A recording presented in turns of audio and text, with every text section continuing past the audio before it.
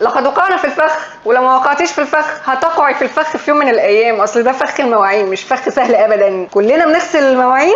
تغسلوا المواعين ولا لا يا جماعه؟ وانا كمان. ولو ما بتغسليش المواعين قولي لي بتعمليها ازاي دي.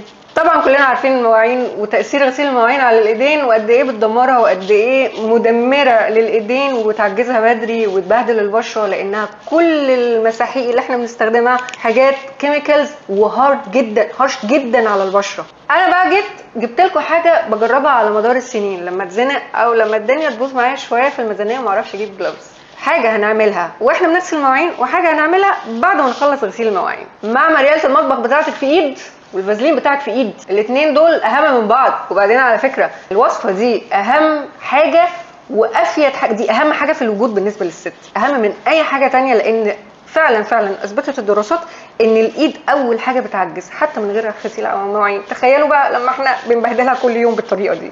قبل بقى ما تحطي ايدك في الميه هتجيبي الفازلين بتاعك وتروحي حطاه على ايدك، لان الفازلين من تقيل جدا وبيعمل حاجز جامد قوي بين بشرتك وبين الميه والمساحيق او الليكويد اللي انت بتستخدميه عشان تغسلي بيه الاطباق او المواعين بتاعتك.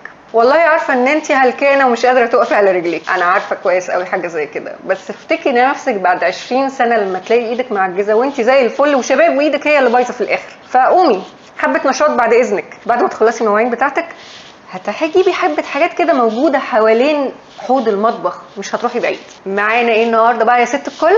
معانا سكر بتاع الشاي عادي طبيعي جدا، ومعانا عسل، ولو ما عندكيش عسل ممكن تستبدليه بنشا وميه، اي حاجه قوامها بس كثيف تقدر تمسك السكر عشان تعرفي تعملي بيه سكراب على ايدك، وليمون وزيت ذره او زيت عباد الشمس اللي موجود عندك وبتطبخي بيه في المطبخ.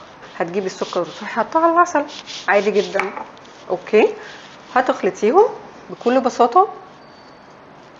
بعد ما خلصتي المواعين وعملتي العسل بالسكر هتاخديه سكراب على ايدك، هتسكراب بالراحه وبحركات دائريه زي ما اتفقنا قبل كده علشان ما تهريش جلدك. وبعد السكراب هتاخدي عصره ليمون هتحطيها على بشرتك، بس لو بشرتك متحسسه ممكن تخففي الليمون او تستغني عنه، مع ان هو ليه فوائد كتيره جدا للبشره والضوافر، بيقوي الضوافر. بصوا انا جربت الموضوع ده فعلا فرق في ضوافري كتير جدا.